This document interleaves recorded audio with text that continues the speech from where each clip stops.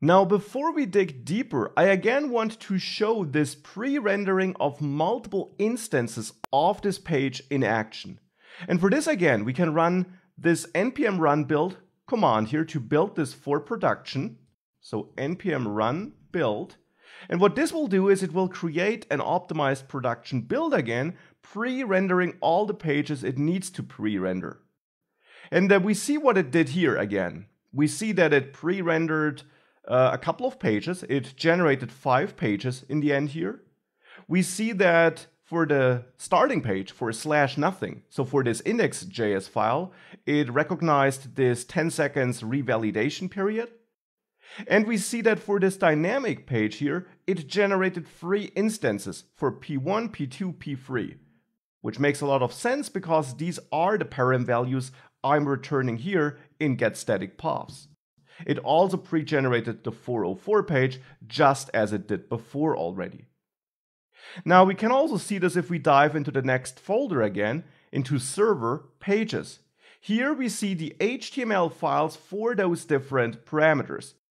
We also see the JSON files for preloading that data if we would navigate to such a page through a link. So after we already are on the page, not for the initial page load. And if we have a look at those HTML files, in there, of course, ultimately somewhere we will see our product one text. Here it is. So we see that here as well.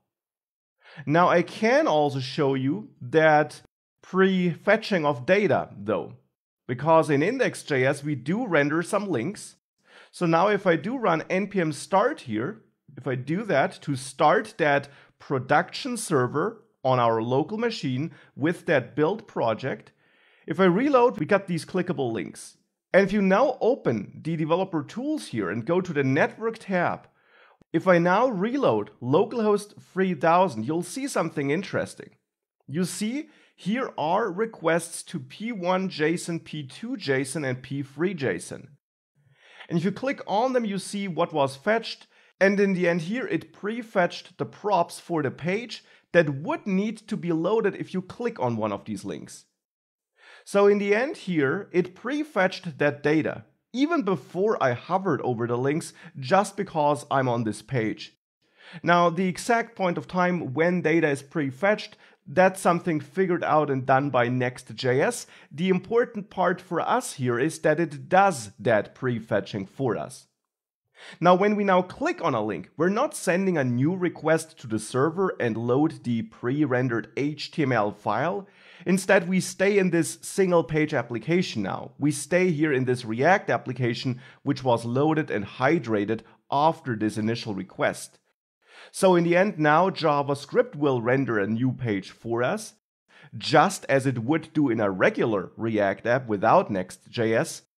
But the data needed for this page is coming from that prefetched JSON file, which it loaded and read under the hood on our behalf, so that it doesn't need to fetch the data after we navigated to that page, but so that the data is already there when we do navigate, to show this final product one page even faster. And that's another neat feature built into Next.js, which we get for free, so to say.